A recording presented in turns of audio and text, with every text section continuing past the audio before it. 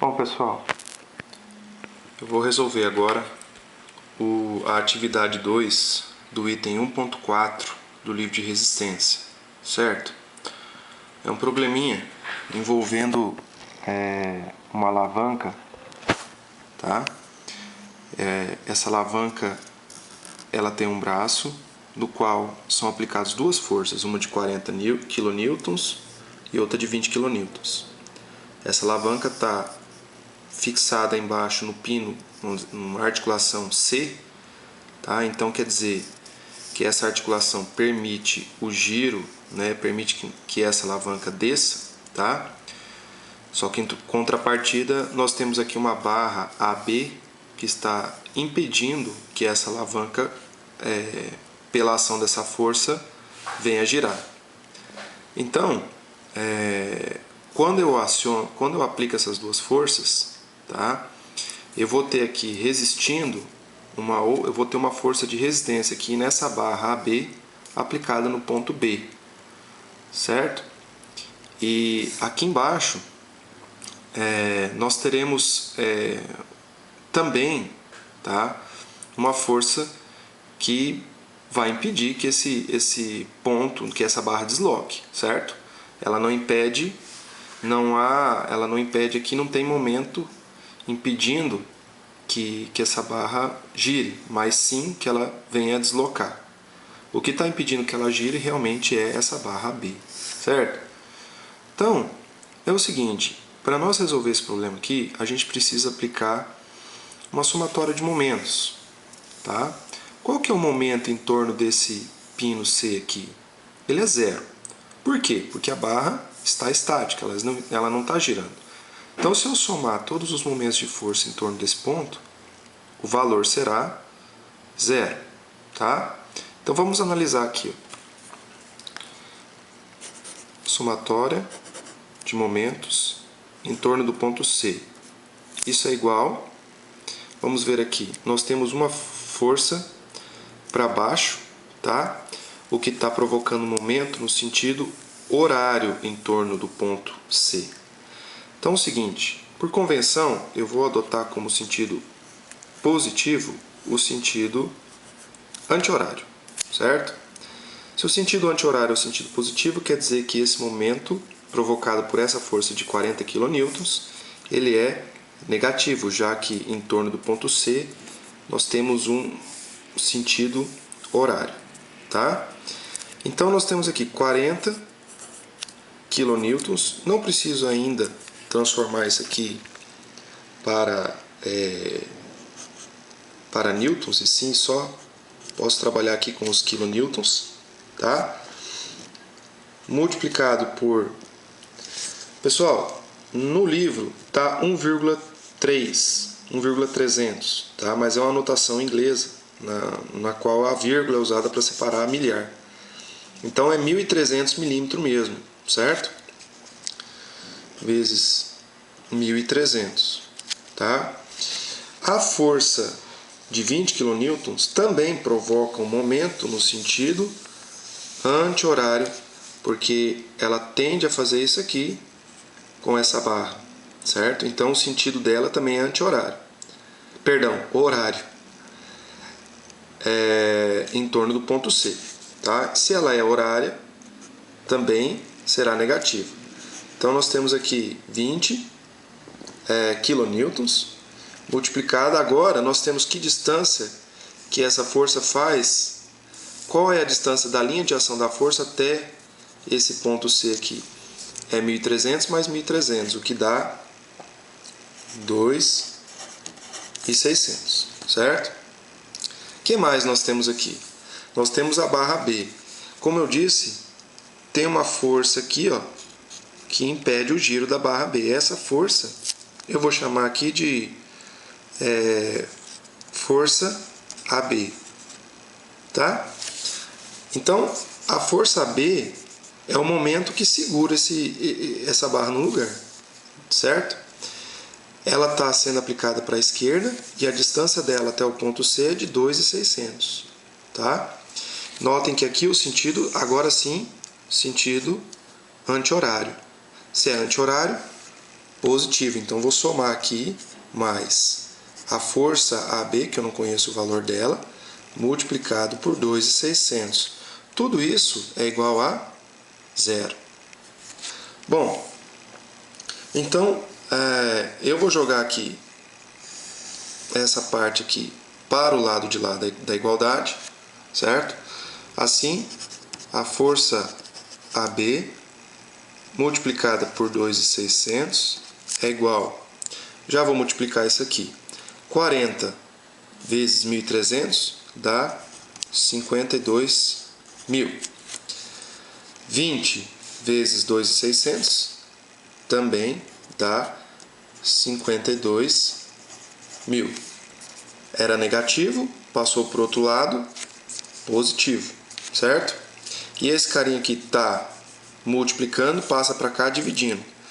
Então vai ficar assim, a força AB é igual a 52.000 mais 52.000, 104.000 quilonewtons, certo?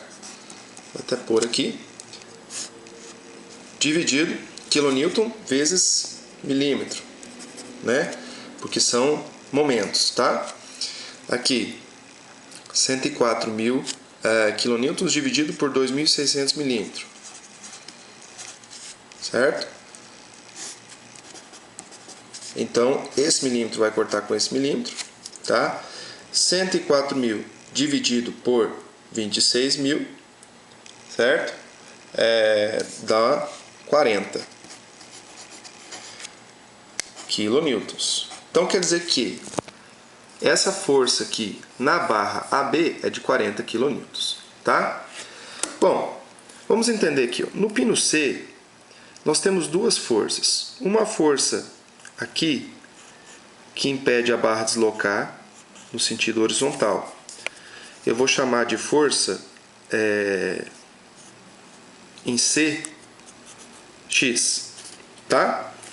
E outra força aqui, que impede a barra de deslocar no sentido vertical. Eu vou chamá-la de força em C, Y, tá? Bom, adotando aqui o sentido para a direita,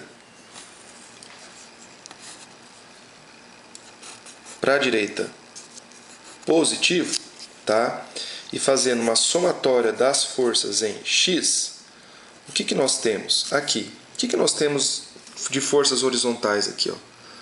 Nós temos a força X impedindo o deslocamento dessa barra aqui em C, e nós temos a força AB, que é o que nós calculamos anteriormente, tá? Para a esquerda. Então é o seguinte, a força em C, X, para a direita então positiva, menos a força AB, que é para a esquerda, então negativa, essas duas forças se somam, como é estático, tem que ser igual a zero, tá?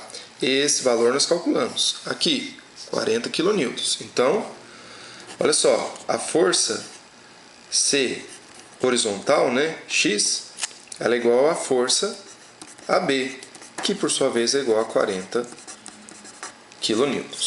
Ok? Então já descobrimos aqui qual que é o valor dessa força horizontal no pino C aqui, tá? Para calcular essa força vertical, nós temos que fazer a somatória de todas as forças que estão nas verticais aqui. Quais forças são essas? Aqui não tem nenhuma força vertical além da reação provocada no pino C. Mas nós temos essas duas forças aqui. Então, se eu tenho essas duas forças agindo para baixo, eu vou ter que ter uma outra força agindo para cima para impedir esse deslocamento, certo? Então, vamos lá. Vou adotar o sentido para cima agora, positivo, tá? Somatória das forças em Y vai ficar assim. A força CY menos, o que nós temos aqui? 40 kN e 20 kN. Então, menos 40 menos 20, tudo isso é igual a zero, tá?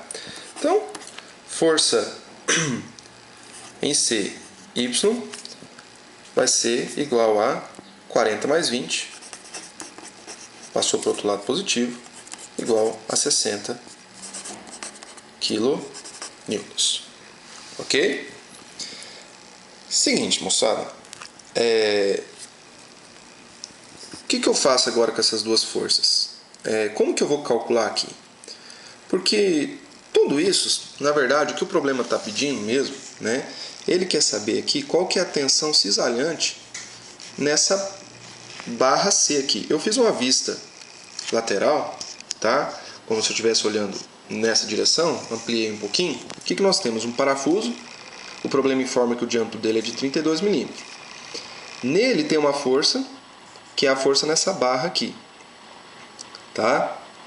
Então, na verdade são duas forças que nós calculamos, uma horizontal e uma vertical. As duas forças, elas se somam, tá? Como que eu posso fazer, então, a soma de duas forças que são perpendiculares? É muito simples. Seguinte. Então aqui, ó, eu tenho essa força em Y e tenho essa força em X, tá? Vou colocá-las aqui, ó. Tem uma força em X, que nós calculamos, ela é de 40, certo? E eu tenho uma força na direção Y, que nós calculamos, que é 60, tá? Então, pela somatória de forças, tá? Eu vou ter uma força resultante aqui, ó, nessa direção. Aí é muito simples, é só aplicar Pitágoras, porque eu vou ter um triângulozinho aqui, ó, certo? No qual o cateto horizontal é 40 e o cateto vertical é 60, tá? Então, resolvendo aí por Pitágoras, a força C, realmente, ela é igual ao quê? Ao quadrado, né? Ela é igual a 60 ao quadrado mais 40 ao quadrado, certo? Portanto, a força C é igual a raiz quadrada de 60 ao quadrado mais 40 ao quadrado. Se você jogar isso na calculadora, você vai ter o valor de 72,11 quilonewtons, como nós estamos trabalhando em quilonewtons, né? Beleza, então eu já conheço qual que é a força agora. Agora sim eu conheço qual que é a força que está sendo aplicada aqui. Vamos analisar agora o problema de resistência mesmo, que até agora foi um problema de estática. A força está sendo aplicada nessa barra, tá? E aqui, ó, no parafuso, nós temos uma área aqui resistindo, né? A barra aplica uma força nessa área, também aplica uma força nessa área. Então tem aqui, ó, duas áreas resistindo a essa força, certo? Então é uma força,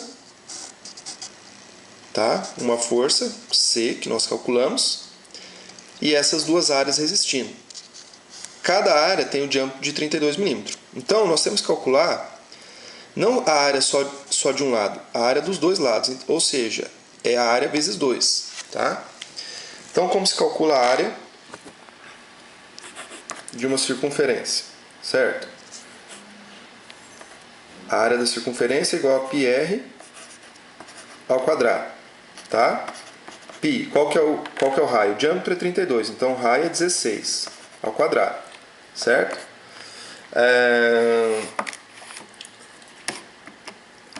Resolvendo na calculadora, π vezes 16 ao quadrado dá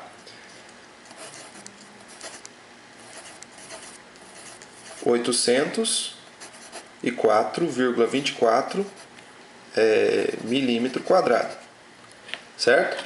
Só que como eu tenho a área do parafuso é 2 vezes essa área da circunferência aí, tá?